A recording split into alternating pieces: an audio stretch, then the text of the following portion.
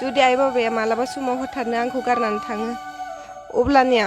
आङो माने सोलिलांनो खस्थ' जागोन सोरबा बायदिया खुलुमलाङो सोरबा बायदिया मुजुलाङो बेफोर खुलुमबाय लोगोफोर आङो नोंथांमोननो सिगाङाव मोनसे भिडिअ होखाबाय ओमफ्राय बे भिडिअखौ नुनानै आं जोबोद दुखु मोनदों बिथाङा बे बिनानावनि सोमस्रि बर'नि बिथांनि गोसो जानाय आरो बिथांनि जेनेखि जिउआव लाइफआव बिथांनि जेनेखि खस्थ' भुगिनांनाय आं बेखौ नुनानै जोबोद गोसोआव दुखु मोनदों आरो मेगनाव मोदै गदों मानोना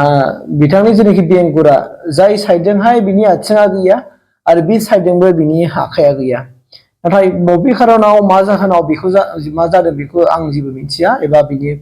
डिटेला बुंखौ आं जेबो मिथियाखै माब्रै बिथाङा जोनोमनिफ्रायनो बिदि जाना फैखानाय ना मा बेखौ जेबो मिथिया खिन्थु बिनानावा जे बाथ्राखौ बुंदों बे सैथो बाथ्रा मानोना बेफोरखौ नुनानै सोरबाया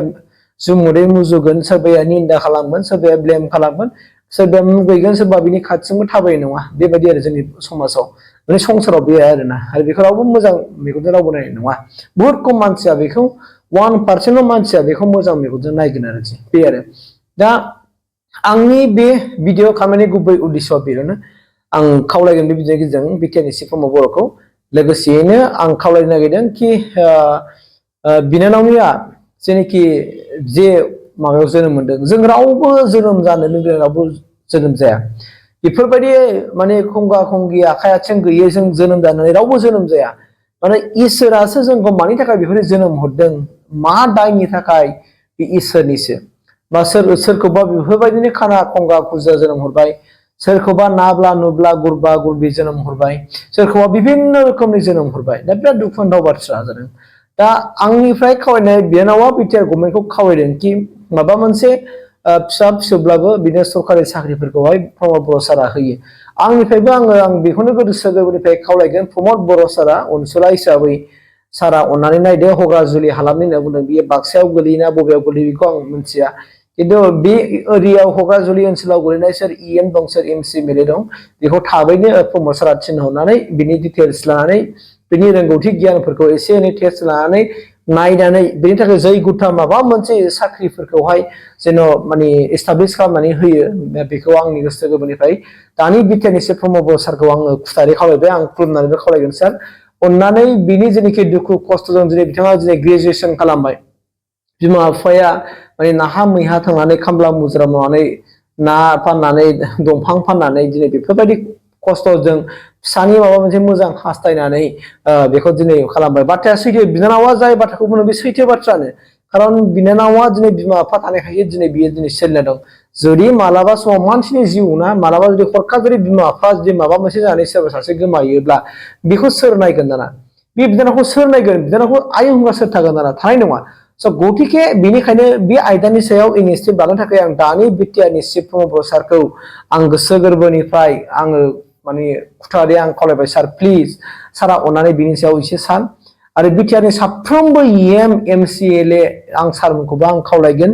लोगोसे इउपिपिनि दैदेनगिरि सारमोनखौ आं खावलायगोन अननानै बिनि सायाव मोजां इनिसियेटिभ ला नोंथांमोननि फिउचाराबो ब्राइट जागोन नोंथांमोनखौ इसोराबो बोर सारस्रिगोन इसोरनि अननाय नोंथांमोना गासिबो मोनजोबगोन स' गथिखे बे बिनानावनि थाखाय माबा मोनसे जिउआव खालामनानै होदो बिनि एसे टेस्ट लानाय नांगौबा एसे एनै बायबाफोर लानानै जेरैबायदि प्रसेस दं बेबायदि थांनानैब्लाबो बेखौ माब्रैबा बिनि थाखाय इस्टाब्लिश खालामना होनो हायो माबा मोनसे जिउआव थांना थानो हानायनि बिनि सुबिदाफोरखौ होनो थाखाय आङो आखाइयाव खबजोबनानैबो दानि बिटिआरनि चिफ प्रमद बर' सारखौ आं खावलायबाय प्लिज सार अननानै नोङो बे बिनानावनि थाखाय सोमस्रि बर'नि थाखाय माबा मोनसे फिसा फिसौबाबो साख्रिफोर बे थांना थानो हानायनि इस्टाब्लिश खालामना होथार प्लिज आंनि दिनै दाख्लै थांनाय जुन मासाव बिए खौ कमप्लिट खालामबाय माने आइ आफा अननाय बायदि जोंनि हगाजुलिनि आइ आफाया आंखौ बेफोरबायदि अनफेराखैमोन दिनैसिमबो आं माजबादाव थाफैदों होनबा गिबि खेब मेगन बेखेवदों होनबा माजबादावनो आनसलिकनि आफा हरसिं बाबा आरो आदा दिनेशानो आंखौ फार्स्ट मेगन बेखेवग्रोदों होननानै आङो माने गोसोआव साननानै लायो आरो आं फरायबाय थानाय समाव गोबां खस्थ' मोनबोदों मानो होनना बुङोब्ला आङो जेब्ला फरायनो न'निफ्राय थाफैयो अब्ला उन्दैनिफ्रायनो माने हाजिरा खामला मावनानै जाखाग्रा नालाय आइ बाबायाबो ओमफ्राय मावखानांगौ नालाय ओमफ्राय आङो जेब्ला इयाव फरायनो थाफैयो अब्ला आंनो आइ बाबाया बांसिन माने खस्थ'सिन मावसिननांदों मानो होनोब्ला रुम भारानिफ्राय लानानै इथिं लेखा बायनाय एडमिसन खालामनाय आरो बिदिनो सेकेन्ड इयार फार्स्ट इयारावथ' बोसोरावसो एडमिसन जायो देलाय जेबो नङा जेब्ला आं BA फरायो अब्ला आइ बाबाया बांसिन खस्थ' मोनदों होननानै सानो आरो आङो मानो होनना बुङोब्ला मासावनो माने 6 मासावनो फर्म फिलआप जायो एडमिसन जायो होमब्ला आरो 6 मासावनो लेखा बायनांगौ